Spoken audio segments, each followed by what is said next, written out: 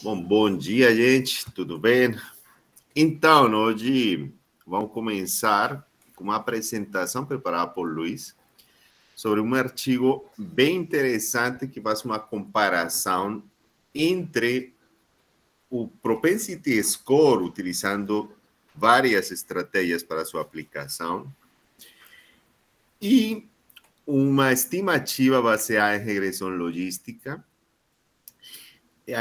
em diversas situações, mudando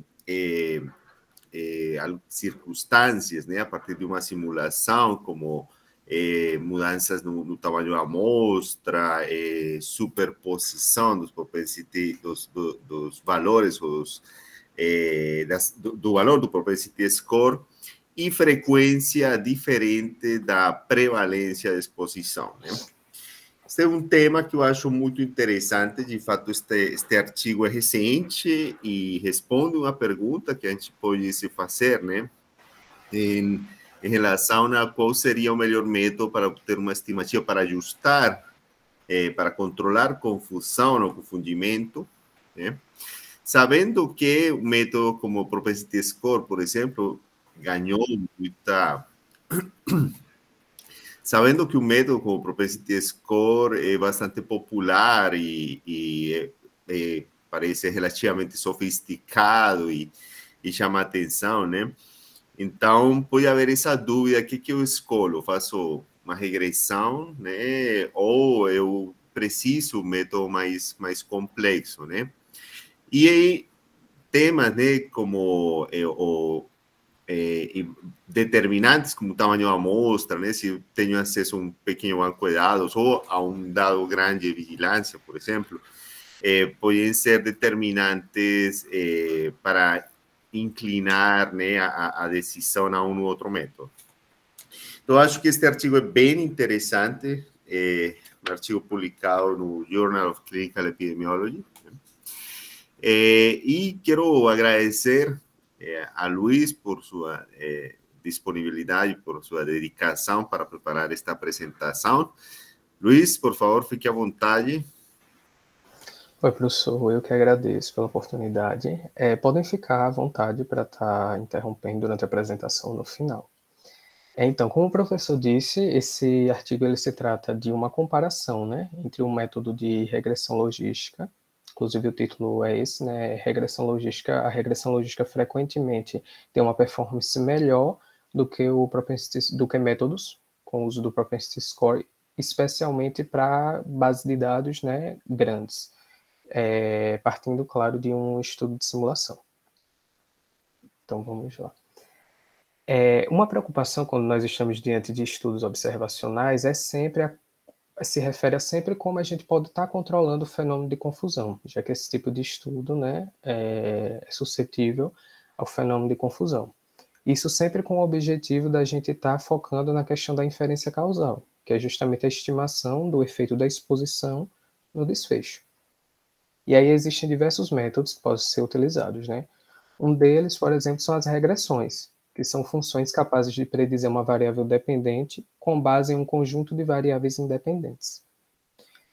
E outro método, que a gente já está bem familiarizado com ele, né, também, é o Propensity Score, que é uma análise que estabelece a probabilidade, variando de 0 a 1, de que um paciente, né, no estudo receba o tratamento com base em suas covariáveis de base. E aí a gente percebe que no estudo eles focam tanto na regressão, no método de regressão, quanto em vários métodos do Propensity Score. Como eles relatam alguns métodos assim de maneira mais precisa, mais específica, aí a gente vai dar uma atenção agora, nesse momento, a respeito, né, dos métodos de Propensity Score. Então, a gente lembrando um pouco, né, do que a gente já estudou, o primeiro passo, quando a gente vai realizar a análise do Propensity Score, é obter esse score de propensão para cada indivíduo da amostra, né, apoiado a uma regressão logística multivariada. É o que a gente chama de modelo de propensão. E aí existem alguns pressupostos, né, que a gente tem que tentar ao máximo cumprir. A gente sabe que às vezes a gente não pode garantir, né, o cumprimento, mas é necessário ter em mente esses pressupostos quando a gente for obter, né, o score de propensão. Primeiro é que as covariáveis escolhidas, elas devem ser definidas com base no referencial teórico. Então, é importante que a gente tenha um conhecimento bem sólido dessa associação, né, entre a exposição e o desfecho, e até mesmo a condição que está sendo avaliada, né, para a gente estar fazendo a decisão dessas covariáveis a serem incluídas no modelo para obtenção do propensity score. E outro pressuposto, né, ainda nesse sentido, é a necessária associação com o desfecho, dessas covariáveis com o desfecho. Essas covariáveis, elas podem estar associadas ou com o desfecho somente, ou com a intervenção e com o desfecho, que é inclusive o que a gente conhece como uma variável confundidora. Mas nunca ela pode estar associada somente com a intervenção, senão a gente vai ter uma dificuldade em controlar por um confundidor, nesse caso, né, para estabelecer justamente essa via causal entre a exposição e o desfecho. Outro pressuposto é que as covariáveis incluídas no modelo, elas devem ser suficientes para controlar toda a confusão. E o último é que é o que a gente conhece como o princípio da positividade, né? Que todos os pacientes eles têm uma probabilidade real, ou seja, diferente de zero, maior que zero, né? Na verdade, de inclusão em qualquer um dos grupos, tanto no grupo tratado como no grupo não tratado. Bom, então, desculpa, eu vou resumir um pouquinho, né? Então, basicamente, o propensity score é simplesmente o valor predito da probabilidade de receber o tratamento ou de estar exposto a alguma exposição de interesse. E é predito a partir de um modelo de regressão múltipla, sim? Múltipla ou multivariável, né? Mas é de utilidade, esse propensity score que pretende resumir a contribuição ou potencial efeito confundidor de diversas variáveis em um único valor, em uma única variável que é esse propensity score. Logicamente, vai ser de utilidade para depois utilizar de diversas formas, na medida que esse propensity score esteja estabelecido ou formado a partir de variáveis que tenham relação com o desfecho. Por quê? Porque a ideia é controlar a confusão, né? Então, deve ter uma relação com a exposição e com o desfecho. Então, aí a gente já pode ir pensando problemas que podem acontecer, né? Se são incluídas variáveis que não estiverem associadas com o desfecho, então não vão ajudar a controlar a confusão, talvez vão dificultar a aplicação do propensity score, né? Então, já podemos ir pensando em dificuldades que podem acontecer com o uso desse score. Por exemplo, como é que eu vou utilizar depois esse propensity score, né? Então, se ele resume todas as variáveis de confusão, então vou utilizar como se fosse uma variável de confusão em um modelo de regressão, né? Então, poderia ajustar por esse propensity score. É uma possibilidade, algumas pessoas fazem isso. Ou eu vou parear por esse PS, né? Então, vou fazer meshing, né? Ou eu vou fazer outras estratégias, uma que é muito bonita, a qual o Luiz vai falar, é ponderar, né? A partir desse PS, fazer umas ponderações. Então, isso também é uma forma bem interessante de aplicar. Obrigado, Luiz. Perfeito, professor. Esse, no caso, foi o primeiro passo, né, para a gente realizar a análise do propensity score, que é obter esses scores de propensão. Depois disso, a gente precisa realizar a aplicação desse score de propensão em determinadas estratégias, né, visando o ajuste do efeito do tratamento no desfecho, de fato.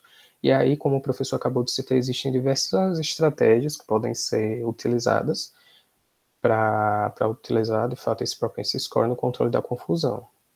E aí tem algumas delas aqui. É o matching, por exemplo, o pareamento, que a gente também já é bem familiarizado.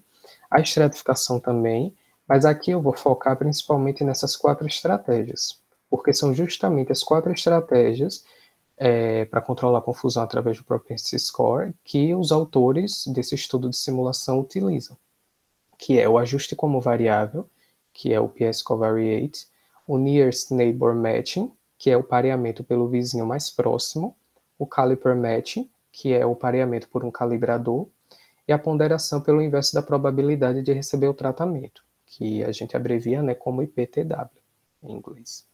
E agora eu vou falar um pouquinho sobre cada uma delas, porque vai ser importante para quando a gente for lá para os resultados, para a metodologia, a gente já ter mais ou menos um conceito, né, um racional formado sobre cada uma delas. Agora o ajuste como variável, né? O propensity score covariate, ele acaba sendo um modelo de estimação popular em estudos observacionais. E em que consiste ele? Você vai utilizar o propensity score num modelo em conjunto com a exposição, mas como uma variável ajustada para as diferenças de base, né? E aí a medida de associação que é observada é o odds ratio condicionado ao propensity score. Daí a importância disso que o professor acabou de mencionar, sobre o quão importante é a gente incluir covariáveis que estejam associadas com, de fato, o desfecho. Porque se elas estiverem somente associadas com a intervenção, quando a gente for usar o propensity score em algum tipo de estratégia, a gente pode criar, né, algum problema nesse caminho.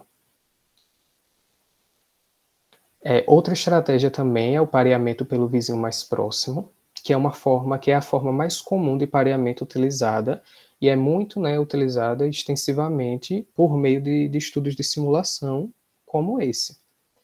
Então, o que é que a gente observa? Né? Em que consiste essa técnica de pareamento pelo vizinho mais próximo? Você vai percorrer a lista de pacientes tratados e parear o paciente tratado com um controle elegível mais próximo.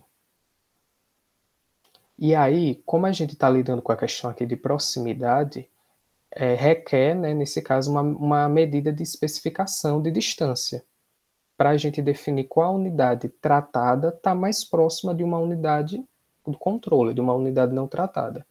E aí existem diversos tipos de distância nos softwares que você pode estar utilizando, dependendo do software que você está utilizando, mas a distância padrão e mais utilizada é a diferença do score de propensão, que é justamente a diferença entre os scores de propensão de uma unidade tratada com o score de propensão de uma unidade de controle. A gente vai ver agora visualmente mais ou menos como se dá isso. Aqui está uma representação, né, onde acima a gente tem várias unidades de tratamento e seus propensity scores, e abaixo várias unidades de controle.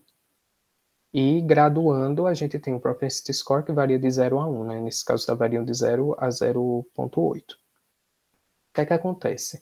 Se a gente verificar e determinar, por exemplo, uma linha vertical ali em 0,5, entre 0,4 e 0,6, a gente está determinando um propensity score de 0,5.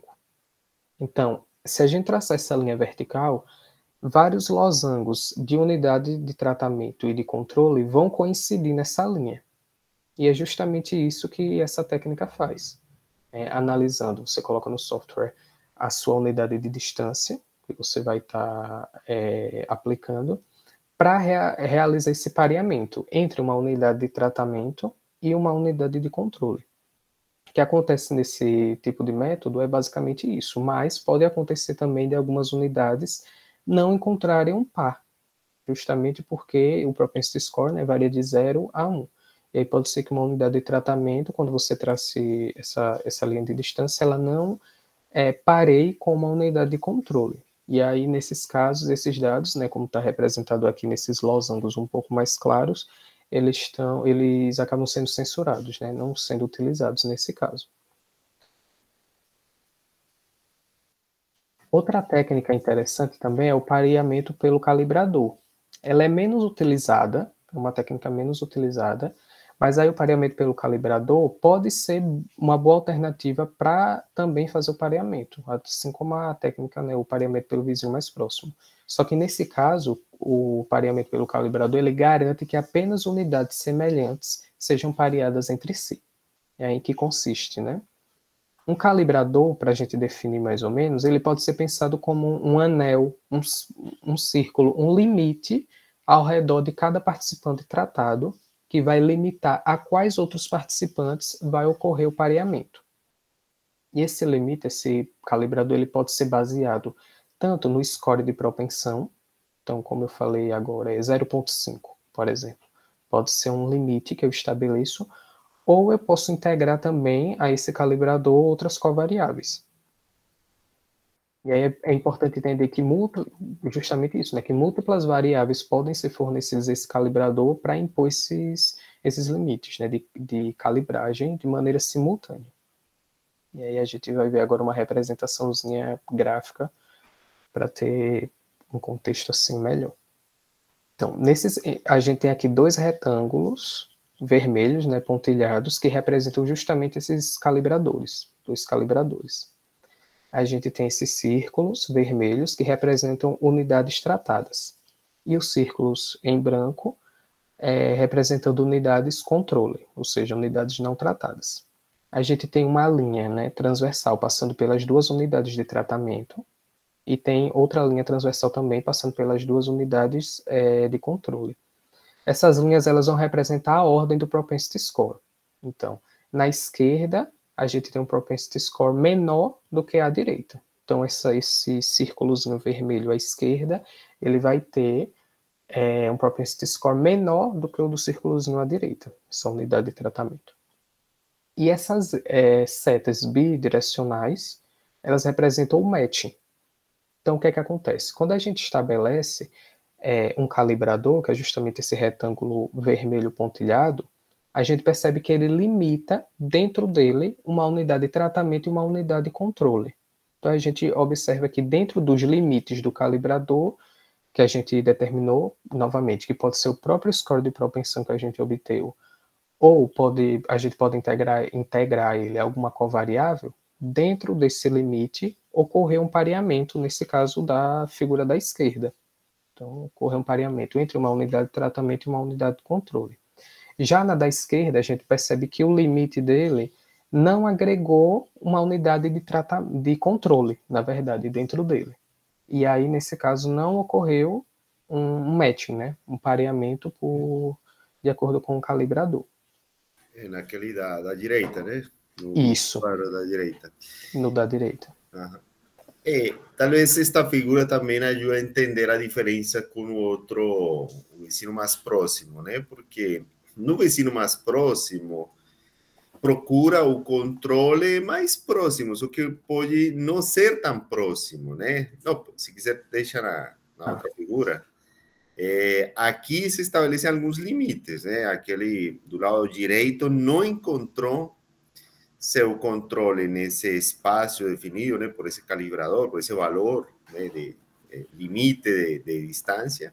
Aí foi, com o vecino mais próximo, poderia pegar aquele do lado, né, simplesmente porque está mais próximo. Então, neste caso, quando tem um calibrador, é mais provável você não encontrar controles para fazer o pareamento, né? Então, pode haver muitas censuras. Quando é o vecino mais próximo, pode ser que encontre, né? Mas pode ser que não sejam tão próximos, né? Os vecinos mais próximos pode ser que não sejam tão próximos, né? E quando existem, a gente já pode ir prevendo que quando existem distribuições que não se superpõem muito bem do PS, então aquele do vecino mais próximo pode não ser tão bom para controlar a confusão, e aquele pelo calibrador vai ter o problema de não encontrar muitas vezes um par, né, para os controles. Então, esta explicação, né, que Luiz fez ajuda a entender, já a prever os problemas que poderia ter um ou outro método. Isso, perfeito, professor. Obrigado. Legal. E outra técnica também que é utilizada é a ponderação pelo inverso da probabilidade de receber o tratamento, o IPTW, né? Então, ele é uma técnica bem importante porque é capaz de transformar os dados de modo que as covariáveis medidas sejam aproximadamente aleatórias. A gente frisa a questão da aproximadamente aleatórias, porque o fenômeno de aleatorização a gente percebe, né, nos ensaios clínicos randomizados. Então, como a gente está dentro de um estudo observacional, esse tipo de técnica, essa técnica, o IPTW, ela aproxima, né, essa questão do equilíbrio entre as covariáveis. E em que consiste ela, né? Então, para cada observação, a gente vai encontrar a probabilidade de que o indivíduo receba o tratamento, que é o propensity score. E é daí que vem a probabilidade de receber o tratamento, né, no título da técnica. E o inverso, ele vem justamente do cálculo do peso para a observação individual, onde a gente vai fazer sobre a probabilidade de receber o tratamento no grupo que recebeu o tratamento e sobre menos a probabilidade de receber o tratamento no grupo controle. É justamente daí que vem o inverso. Lembrando sempre que esse P, que é a probabilidade de receber o tratamento, é igual, né, ao propensity score, nesse caso. E aí tem aqui uma representação que a gente vai, que eu vou fazer para a gente tentar entender também visualmente mais ou menos como isso acontece. Vamos supor que a gente está diante desse estudo com 8 pessoas. Então, a gente tem 8 pessoas nesse estudo. E a gente observa, por exemplo, que no grupo tratado existem 4 pessoas, no grupo não tratado, 4 pessoas. No grupo tratado, dessas 4 pessoas, 3 são mulheres e um homem. E no grupo controle existe uma mulher e 3 homens.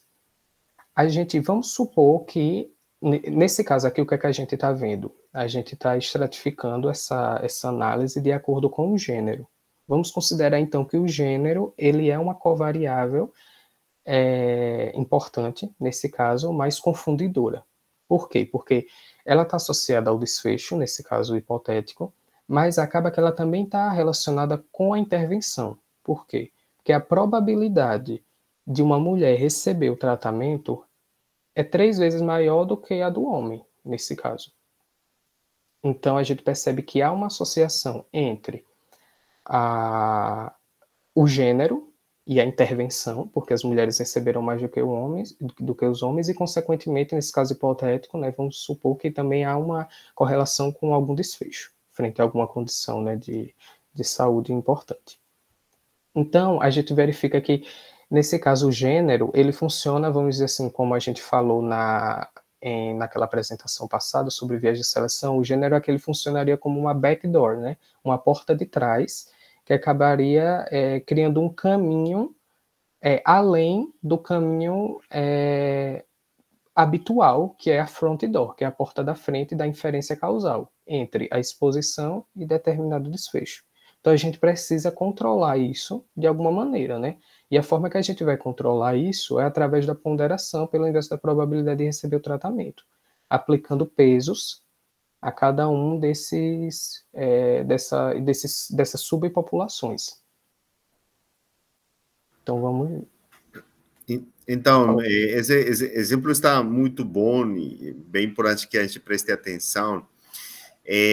Assim, só refrisando, né? Aqui a variável sexo está representando, é uma variável de confusão, né? Um confundidor, mas poderia ser qualquer outra variável e poderia ser um conjunto de variáveis, né? Que poderiam ser resumidas no propensity score, né? Então, representa todos o que seriam a confusão em geral, né? E como você falou, né? Estamos assumindo que está associado com o desfecho, seja lá qual for, e aqui evidentemente está associado com a intervenção, porque é mais frequente em mulheres do que em homens. Perfeito. E aí a gente agora vai aplicar os pesos para tentar solucionar esse problema. Aí a gente aplicando os pesos, primeiro nas mulheres, né, que foram tratadas, a gente faz sobre a probabilidade de ser tratada, que foi de 75%. Isso gera 1,333, aí a gente multiplica, né, essas 3 mulheres tratadas por 1,333. E aí a gente verifica o resultado de 4, né, 4 mulheres tratadas. No caso dos homens, há uma probabilidade de 25%. Então, a gente faz sobre os 25%, 0,25, que é igual a 4. A gente multiplica esse homem tratado por 4, e a gente percebe agora 4 homens que foram tratados. Agora, em relação à probabilidade de não receber, né, o tratamento, ou seja, de ser incluído no grupo controle, das mulheres serem incluídas no grupo controle, foi de 25%, porque só tem uma mulher lá no grupo controle. Então, a gente faz 1 sobre 0,25, igual a 4, que é igual a 4, multiplicar essa mulher que não foi tratada por 4, agora temos 4 mulheres não tratadas. E, por fim, a probabilidade dos homens estarem no grupo controle, ou seja, dos homens não serem tratados. 1 sobre 0,75, já que a probabilidade é de 75%. Isso gera 1,333, e a gente multiplica esses 3 homens que não foram tratados por 1,333 e tem um resultado de 4 homens não tratados, nesse caso. E isso acaba solucionando o nosso problema, ou seja, aplicando esses pesos em cada uma dessas subpopulações, a gente verifica agora que há um equilíbrio. De fato, visualmente a gente pode ver que há um equilíbrio, tanto no grupo tratado como no grupo não tratado, no grupo controle, em relação a essa variável. Por isso que essa técnica ela é tão bonita, né, tão elegante, porque, primeiro, você agora conseguiu equilibrar, de fato, distribuir de maneira homogênea a sua variável de confusão, ou, no caso, que como o professor disse, podem ser várias variáveis de confusão, a depender do modelo que você está utilizando, você conseguiu distribuir homogeneamente essas variáveis em todos os grupos, de uma maneira que se assemelha muito com o que um ensaio clínico randomizado faz, por exemplo. Né? O ensaio clínico randomizado, a randomização acaba gerando justamente isso, essa distribuição homogênea das covariáveis, né, inclusive possíveis covariáveis confundidoras, entre os grupos. A diferença aqui é que a gente não faz isso pela randomização, a gente faz isso pela ponderação. Né? E outra diferença é que, enquanto o ensaio clínico randomizado ele pega uma amostra da população, aqui você meio que faz o inverso. Aqui você pega a partir da sua amostra, você consegue criar uma pseudopopulação que se assemelha muito com o que a gente conhece como contrafactual. Por isso que essa técnica é tão interessante. Luiz, aqui estão fazendo comentários pela figura realmente e pela explicação. Excelente, eu gostei muito dessa figura, realmente para tomar um print dessa tela. Acho que é muito interessante. E assim, o que você falou está certo. Este método pretende pode conseguir realmente equilibrar, né, os grupos a serem comparados. Eu acho que vai além disso, né? A pretensão é além disso. Realmente, com os pesos, é como se se formassem pseudopopulações, né?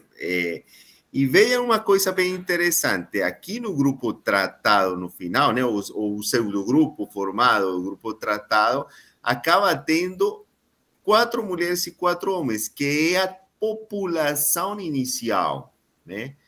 Então, é como se eu conseguisse recriar toda a população, né, como se toda a população tivesse sido tratada, né? E eu vou comparar com outra recriação da população completa, né? Mas controle. Então, este método procura fazer o que seria o experimento contrafactual, né? Que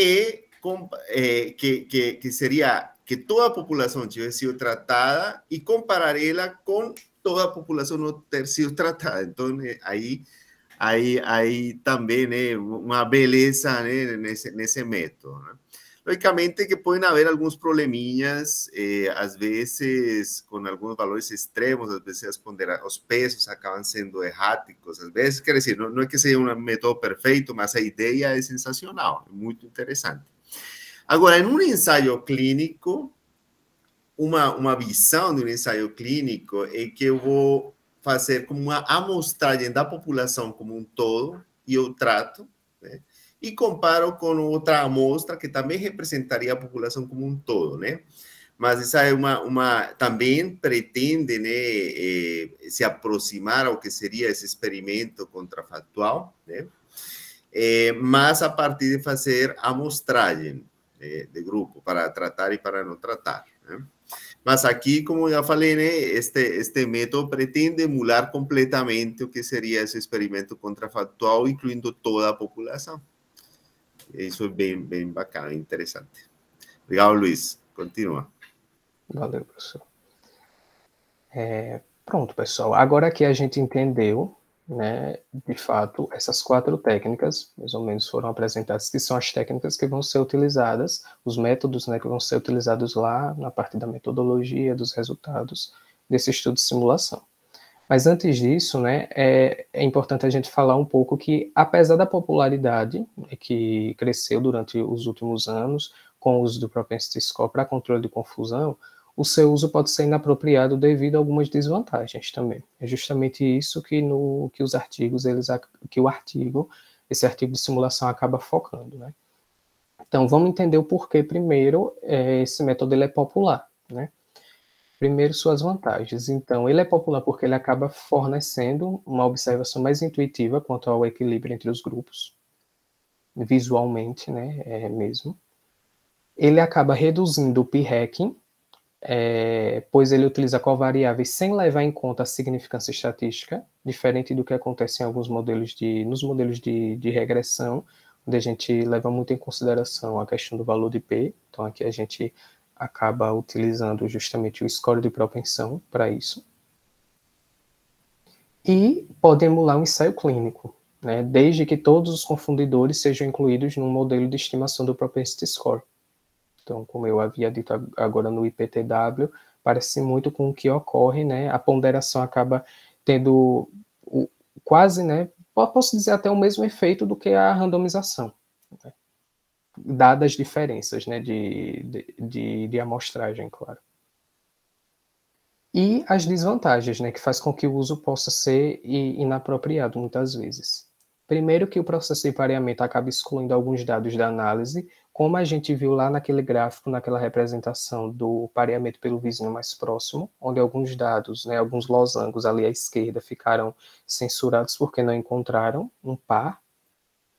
E também é relatado que a performance do Propensity Score vai depender também do tamanho do estudo e da proporção de indivíduos expostos, que são 2 parâmetros que são utilizados para avaliar, nesse estudo de simulação, a performance, de fato, desses modelos, né, em comparação com a regressão padronizada. Aí, qual é o objetivo do estudo? É avaliar, através de um estudo de simulação, abordagens comumente utilizadas para controle de confusão, com base em uma série de variáveis que são capazes de afetar a performance em estudos observacionais. Então, quanto à metodologia, né? O tipo de estudo é um estudo de simulação, e aí nesse estudo de simulação foi feito através do Stata. Então, eles criaram, por exemplo, eles criaram, através do Stata, as covariáveis, criaram a exposição, criaram os desfechos. Quanto ao modelo de geração de dados, né, eles fizeram isso tudo baseando em diversos cenários que vão variar de acordo, primeiro, com a disponibilização de dados. Então, são dados que variam de um banco de dados com 100 indivíduos até 100 mil indivíduos. Outro cenário relacionado à distribuição de indivíduos no grupo exposto. Então, o que a gente percebe sobre essa distribuição de indivíduos no grupo exposto? Que ela varia de 5%, 10% e 50% também no estudo. E também dados sobre a sobreposição do score de propensão, que aí varia em 5 categorias, né? Desde sendo a primeira onde há sobreposição, e a quinta, quando não há essa sobreposição. Em relação às análises, né, que é uma parte bem importante. Então, o Propensity Score foi usado em 4 modelos de regressão logística, já que é necessário, né, fazer esses modelos de regressão logística para o Propensity Score. O primeiro foi, como a gente explicou, o PS Covariate. O segundo é o pareamento pelo vizinho mais próximo. O terceiro é o pareamento por um calibrador. O quarto, o IPTW. Então, foram esses 4 métodos de do score de propensão que foram utilizados. E, além disso, também foi realizada uma regressão logística seguida de padronização, mas sem o uso do propensity score. O que é que acontece sobre essa regressão logística com padronização? Quando a gente fala sobre padronização, no geral, a gente está se referindo a como os dados eles serão apresentados, né? Ou seja, geralmente é uma divisão da variável pelo desvio padrão. Só que nesse caso eles não chegaram assim simplesmente, fizeram uma regressão logística e obtiveram o valor do odds ratio, né? Na verdade, o que foi que eles fizeram?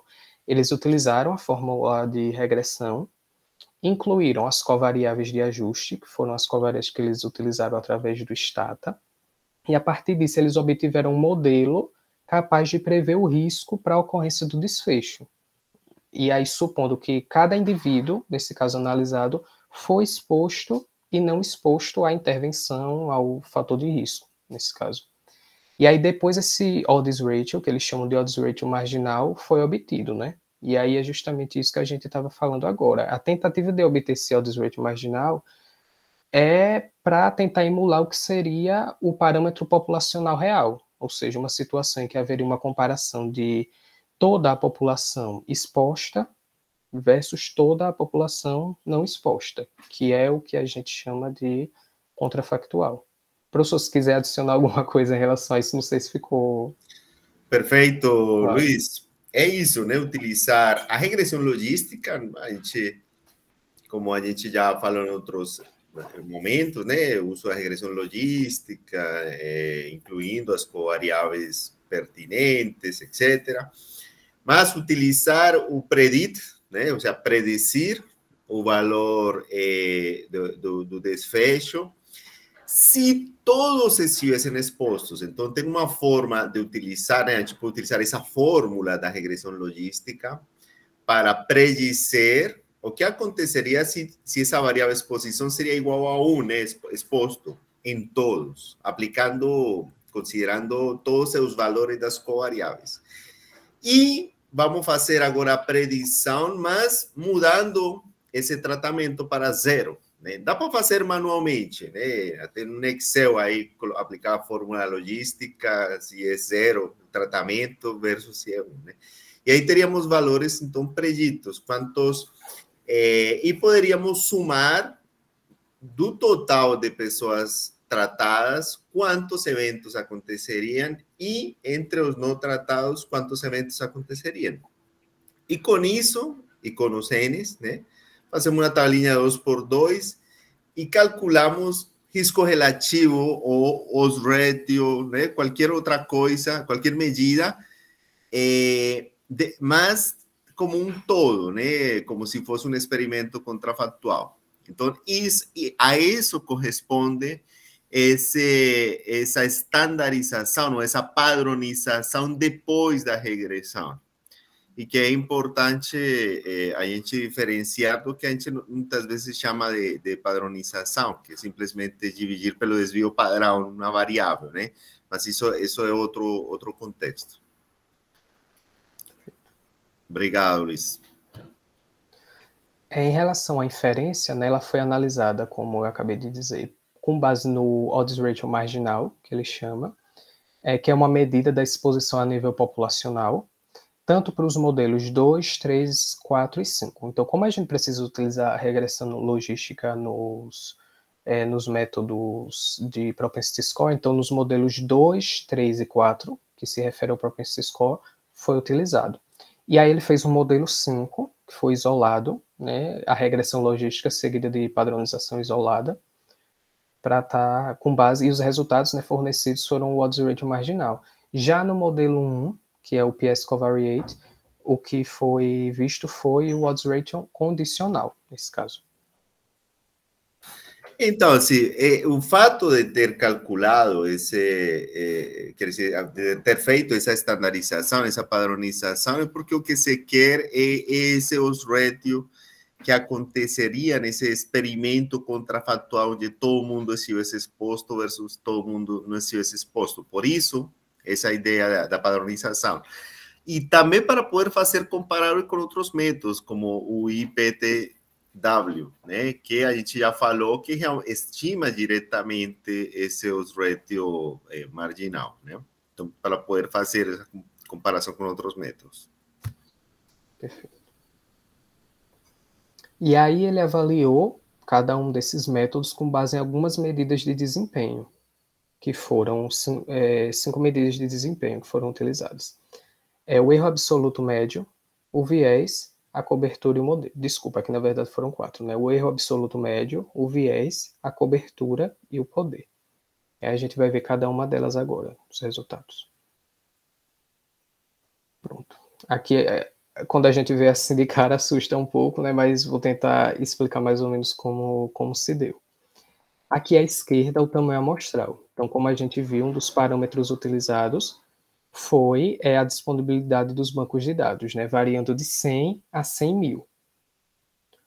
Outro parâmetro foi a sobreposição do Propensity Score, que varia em 5 categorias, né? Onde há sobreposição até a quinta, quando não há sobreposição. E aqui acima, a distribuição da exposição, como é que ela foi feita. Então, nesse primeiro gráfico, nessa primeira figura da esquerda, há uma distribuição da exposição de 5%. Na do meio, de 10%, e na terceira, na da direita, de 50%. E aí, cada linha dessa, deixa eu tentar aproximar aqui para vocês. Cada linha dessa, ela se refere ao método que foi utilizado. Então, primeiro, aqui, como a gente está falando, é o PS Covariate. A segunda linha é o pareamento pelo vizinho mais próximo. A terceira, o pareamento por um calibrador. A quarta, o IPTW. E a quinta, a regressão logística seguida de padronização. Então, a gente vai ver sempre aqui 5 linhas para cada um. 1, 2, 3, 4, 5. E a análise que foi feita, deixa eu passar aqui. A análise que foi feita foi, primeiro, em relação ao viés, né? Que ele define como a diferença média entre a estimativa e o parâmetro verdadeiro. Aí vamos, assim, analisar. O professor também pode ficar à vontade se o senhor quiser especificar algum resultado, certo? Em especial. Mas aqui eu vou tratar dos resultados principais, né? Que os autores trouxeram. Aí, aqui, pronto. A gente percebe, por exemplo, que a regressão, que é a quinta, 1, 2, 3, 4, 5, que é essa daqui, a quinta linha, a gente percebe que a regressão, ela foi muito mais resiliente do que os outros métodos. Então, apesar dela começar um pouco, nesse caso, quanto ao viés, né, a gente percebe que ela não tem uma variação muito grande ao longo, mesmo quando o tamanho da amostra aumenta. Então, a gente está aqui ela está pequena, aqui ela permanece, né, pequeno em relação ao viés, e vai ficando menor, resiliente, mesmo com o tamanho da amostra, variando.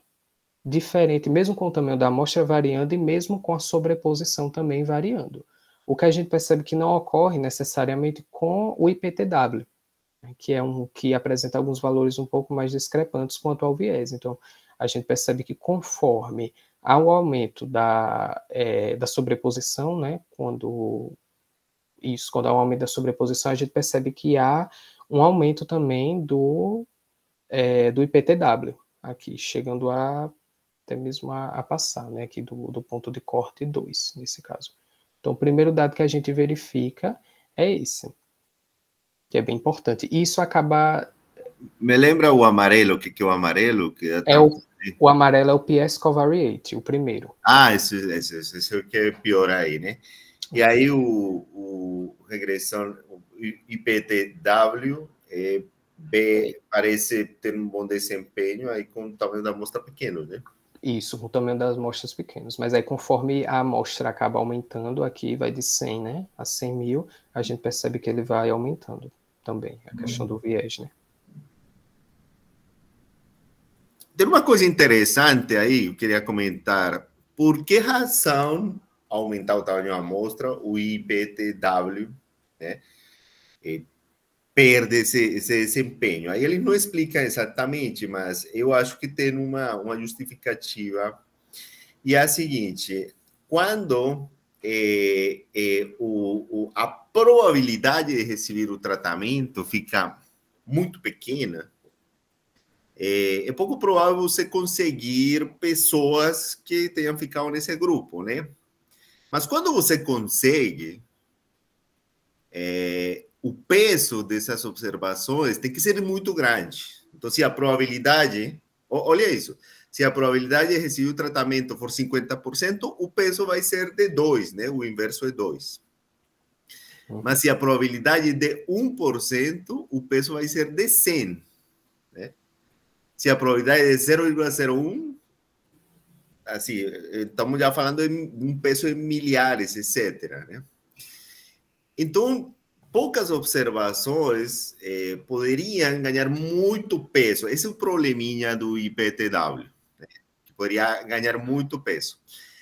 Aí que acontece? Quando aumenta o tamanho da amostra, muito grande, estamos falando de dados, banco de dados grandes, existe a probabilidade de encontrar aqueles casos raros. Aí, nessa situação, aumenta a probabilidade de encontrar esses casos raros. E isso pode levar a vieses, né? Então, aumenta essa probabilidade de vieses. Então, essa é o que eu acredito que explicaria por que com aumentos importantes do dataset, né? Se observa isso. O Pedro, quer comentar algo? Bom dia, pessoal. Bom dia, professor. Oi, Pedro. Em relação a essa questão do viés, uma impressão que eu tenho, a partir dessas imagens também, é que esse aumento no viés associado ao IPTW, ele acontece principalmente quando o propensity score tem menos sobreposição entre os grupos, né? Então, como o IPTW é baseado em propensity score, isso faria assim com que a população, a amostra no caso, né, que recebeu a intervenção seja tão diferente da que não recebeu, que a técnica se torne inapropriada. E é natural que se gere viés, porque a gente vê que quando os propensity score tem uma sobreposição considerável, ele não dá tanto viés assim. Dá um pouco mais do que as outras técnicas, mas não tanto quanto na falta de sobreposição do propensity score. Correto, Pedro. Isso também é verdade, né? Eu concordo contigo, bem apontado também, né? A não superposição do propensity score acaba afetando esse e outros métodos de aplicação do PS. Muito bem. Agora a gente vai ver a questão do erro absoluto médio, que é definido como a média da diferença absoluta entre a estimativa e o parâmetro verdadeiro. O que a gente percebe aqui no erro absoluto médio, deixa eu ampliar aqui para colocar isso, é que a regressão ela permanece de maneira bem homogênea, né, menor, sendo o menor dos parâmetros relacionados ao erro absoluto médio, quando comparado com as outras técnicas, né, do propensity score, por exemplo. Enquanto isso, conforme aumenta, né, a sobreposição, também há um aumento de técnicas como o IPTW, né, relacionado a esse erro absoluto médio. E quando diminui a superposição, né?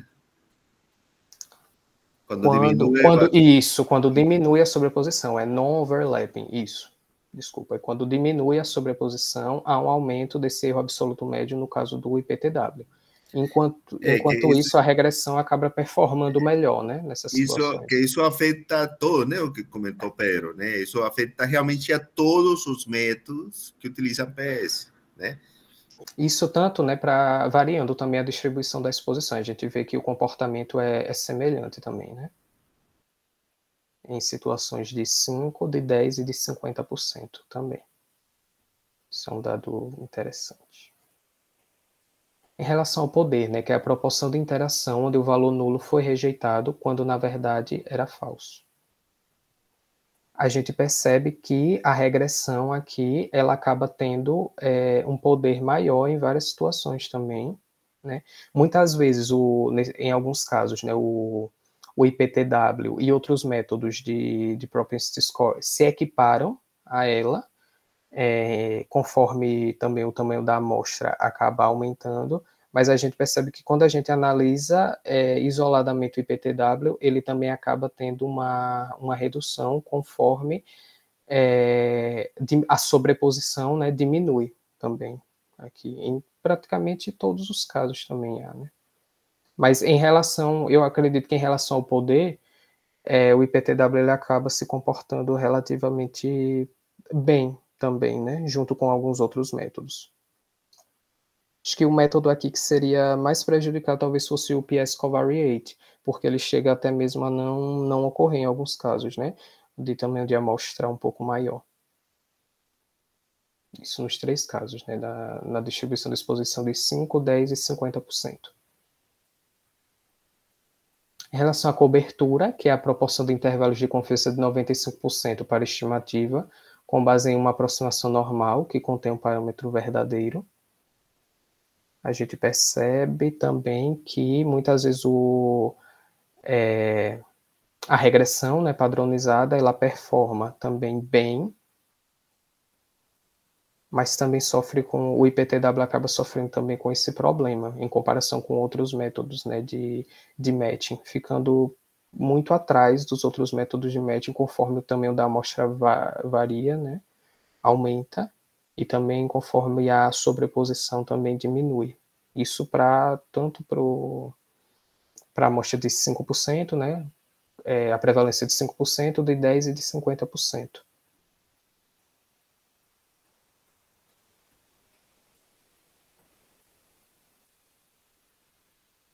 E também eles fizeram uma análise da média da cobertura e do poder, juntando, né, as duas. E aí a gente percebe também 3, 4, 5, aqui a quinta linha, né, que a regressão ela acaba tendo, em alguns momentos, uma performance melhor, né, do que o IPTW, ou tão boa quanto o IPTW. Lembrando uma coisa, no conceito de cobertura, né, que essa, como eles fizeram as estimativas muitas vezes, né, Isso. se refere a essa probabilidade de incluir o parâmetro, né, dentro dos intervalos de confiança. Quer dizer que o intervalo de confiança faz o que tem que fazer. Que a gente esperaria que fosse algo próximo a 95% também, nessas coberturas. Isso. Então, pessoal, a gente vê aqui que é muito da análise, né? A gente podia passar aqui muito tempo conversando sobre cada um desses parâmetros que foram estabelecidos, comparando um método de matching com outro método de matching, né? Que são 2, que foi o pareamento pelo vizinho mais próximo e o pareamento por um calibrador. Dá para a gente fazer várias análises aqui, de fato. Então, quem tiver a oportunidade de pegar o estudo e ver certinho, né? Realmente é bem interessante. Mas o que ele acaba comparando principalmente, no final das contas, é o IPTW, inclusive os resultados que ele mais relata são relativos à regressão padronizada e ao IPTW, fazendo essa comparação entre os métodos. E aí a gente vai para as conclusões, que é meio que uma síntese, né, do que a gente viu assim nos resultados. Então, primeiro, a questão do tamanho amostral, a prevalência da exposição e a sobreposição do propensity score, que foram os parâmetros que eles usaram, né, acabam afetando o desempenho de abordagens que visam controlar a confusão. Então, é bem importante a gente ter esses parâmetros em vista, quando a gente estiver diante de qualquer tipo de estudo, ou até conduzindo, né, algum estudo, na hora de decidir qual abordagem para controlar a confusão, a gente vai estar utilizando, né? Então, lembra sempre do tamanho da amostra, né, o nosso banco de dados que a gente tem em mãos, a prevalência da exposição, e a sobreposição desse propensity score, quando a gente utiliza. Outra coisa é a questão da regressão logística, né? A regressão logística múltipla, ela é relativamente robusta para controle de confusão em situações de baixa prevalência da exposição, como foi lá em 5%, principalmente em contextos de grande tamanho amostral. O propensity score teve na verdade, teve um desempenho ruim conforme a sobreposição aumentava, foi o que a gente viu. Diminuía, né? Diminuía, isso, corrigi agora. Conforme a sobreposição diminuía, e isso não foi mitigado por um grande tamanho amostral ou pelo tamanho equilibrado dos grupos.